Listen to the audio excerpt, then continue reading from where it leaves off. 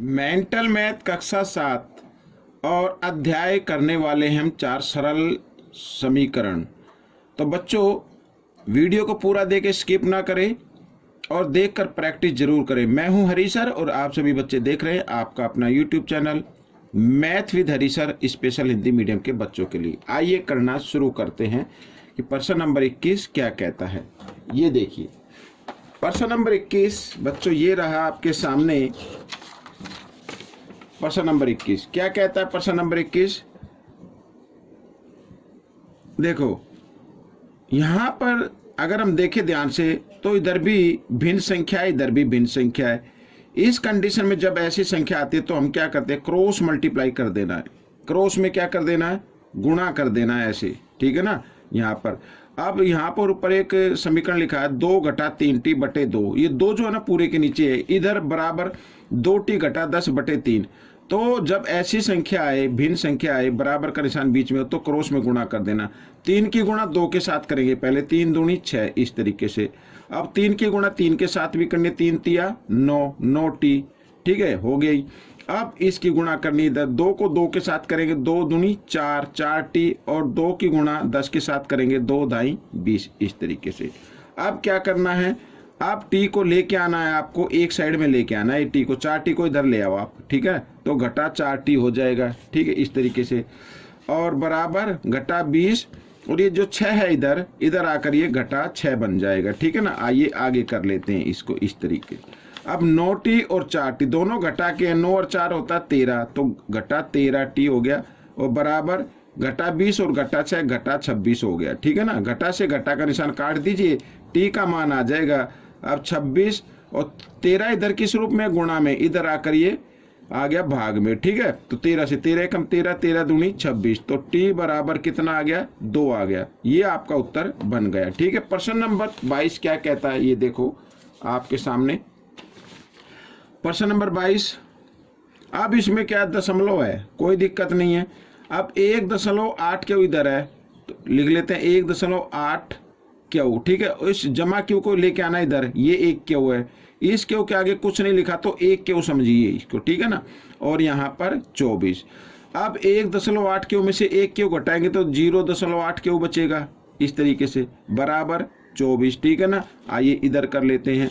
अब क्यों का मान निकालना है तो क्यों को रखते इधर, क्यों बराबर 24, और क्योंकि 0.8 इधर गुणा में था, इधर आकर ये भाग में आ जाएगा इस तरीके से, ठीक है। अब हमें क्या करना है, अब इसका दशमलव हटाना है। तो नीचे है हर पर आया ना दशमलव, तो हर के लिए ऊपर लगाएं, दशमलव के लिए 1 लगाओ, दशमलव के बाद 1 अंक है तो 1 0 लगाओ, हट गया दशमलव, ठीक है। अब करते हैं 8 एकम 8, 8 तिया 24, तो यहाँ पर क्यों बराबर 10 गुणा 3 कितना हो गया, 10 तिया 30। तो बच्चों ये आपका उत्तर बन गया, ठीक है। इस तरीके से आपका ये प्रश्न हल हो गया। अब प्रश्न नंबर 23 क्या कहता है, ये देखो आपके सामने है प्रश्न नंबर 23। अब यहाँ पर बच्चों ब्रैकेट दिए हुए, ब्रैकेट से बाहर नंबर दिए हुए, और वो भी दशमलव में दिए हुए। 0.1 को गुणा करना है 3 क्यों घटा 1 से, और बराबर 0.2 को गुणा करना है 1 घटा 2 क्यों से। तो क्या करना है बच्चों, 1 को जब गुणा करते 1 से गुणा करते तो नंबर तो वही आता है, लेकिन क्या होगा कि 1 अंक के बाद दशमलव आ जाएगा। अब ये क्यों अंक नहीं है, ये तो वेरिएबल है, तो 3 के बाद यहाँ पर दशमलव लगा देना इस तरीके से, ठीक है। अब 1 को 1 से गुणा करेंगे तो यहाँ भी क्या आ जाएगा, 1 एकम 1 होता है लेकिन दशमलव के साथ आ जाएगा इस तरीके से, ठीक है। अब आइए 2 को 1 से गुणा करते हैं तो 2 एकम 2 होता है, लेकिन इसमें 1 अंक के बाद दशमलव तो आपको भी लगाना पड़ेगा। और यहाँ पर 2 दूनी 4, 4 हो गया, लेकिन 1 अंक के बाद दशमलव तो 1 अंक के बाद लगा देंगे, इस तरीके से करना है आपको, ठीक है। अब क्या करना है, 0.3 क्यों, अब इस क्यों को भी ले आओ इधर, इधर ही आकर जमा का हो जाए क्योंकि इधर घटा का है, ठीक है ना। तो 0.4 क्यों इस तरीके से, और बराबर यहाँ पर 0.2, और ये घटा में है ना 0.1, इधर आकर ये जमा में हो जाएगा 0.1 ऐसे, ठीक है। आइए इस तरफ कर लेते हैं। अब बच्चों ये देखो, ये भी जमा, ये भी जमा, अब इनको जमा करते तो 0.7 क्यों बनता है, ठीक है ना। भाई 0.4 और 0.3 कितना होता है, 0.7 होता है, तो इस तरीके से। और यहाँ पर क्या बन गया, 0.3 आ गया, ठीक है। इस तरीके से 0.2 और 0.1 को अगर हम जमा करेंगे तो क्या आ जाएगा, 0.3 आ जाएगा। अब क्यू का मान निकालना, तो इधर 0.3 और ये इधर गुणा में, इधर आकर ये भाग में आ गया। अब देखो बच्चों, अब पीछे से 1 अंक के बाद दशमलव, इसमें पीछे से 1 अंक के बाद दशमलव, इनको हटा दीजिए तो ये आपका आंसर बन गया, यानी क्यू बराबर 3 यहाँ पर 7, ये आपका उत्तर बन गया। ठीक है ना, ये प्रश्न आपका हल हो गया। तो इस तरीके से करना है। अब देखो बच्चों, प्रश्न नंबर 24 कितना महत्वपूर्ण प्रश्न है, आपको सिर्फ प्रैक्टिस करनी है, इसको समझना है। क्या कहता है, यदि k जमा 7 बराबर 10 है, ठीक है, k जमा 7 बराबर 10 है तो 5k घटा 5 का मान क्या होगा। तो इसका मतलब है पहले हमें k का मान निकालना है, तो k का मान निकाल लेते। k जमा 7 बराबर 10, ठीक है, k और यहाँ पर बराबर 10 और जमा 7 है, इसको लेके आना है, आपको सीधे हाथ की तरफ लेके आना है, तो घटा का हो जाएगा। और k बराबर 10 में से 7 घटाएंगे तो कितना आ जाएगा, 3 आ जाएगा। k का मान कितना आ गया, 3 आ गया। अब पूछा है कि 5k घटा 5 का मान निकालना है, तो 5k की जगह k का मान लगाएंगे, तो 5k के बीच में कोई निशान नहीं, तो गुणा होती है बच्चों, ये हमेशा याद रखना, ठीक है ना। तो k की जगह k का मान लगाना है और घटा 5। बोर्ड मास का नियम कहता है पहले आपको गुणा करना पड़ेगा, 5 तिया 15 घटा 5, ठीक है, 15 में से 5 गए 10, ये आपका उत्तर बन गया। ठीक है, हो गया प्रश्न।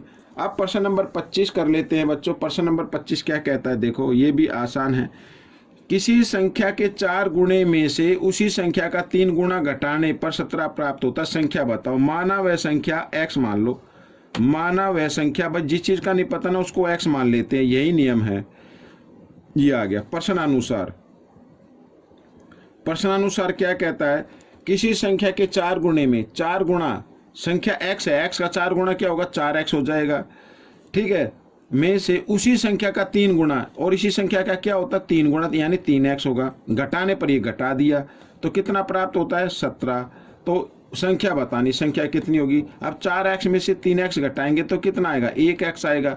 1x, ठीक है ना, बराबर 17। तो बच्चों वो संख्या आपकी 17 ही रहेगी, वो संख्या क्या रहेगी, आपकी 17 ही रहेगी। अगर आप चाहते हैं कि भाई ये प्रश्न हमारा ठीक है या नहीं, तो आपको एक काम करना, इस 17 को इसमें मान रख के देख लो, ये जो समीकरण बना है ना इसमें रख के देख लो।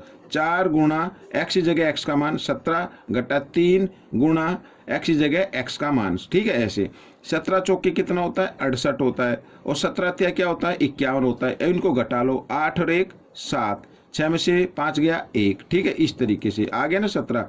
तो बच्चों ये आपका प्रश्न, आपका जो था ये पार्ट आपका हल हो गया है। ठीक है, तो ये पार्ट कैसा लगा मुझे जरूर बताएं, इसमें से सीखकर दूसरे बच्चों को जरूर सिखाना है।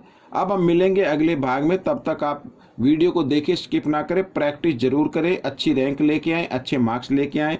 और अब वीडियो पसंद आए तो इसे लाइक करना ना भूलें, ठीक है ना। अगर आप चैनल को सब्सक्राइब करते हैं तो साथ ही बच्चों जो भी वीडियो मैं डालता हूँ उसकी इन्फॉर्मेशन आपके पास पहुँच जाती है, फिर आपको पूछना नहीं पड़ता, ढूंढना नहीं पड़ता कि ये वीडियो कहाँ पे है। मिलेंगे अगले भाग में, तब तक के लिए धन्यवाद।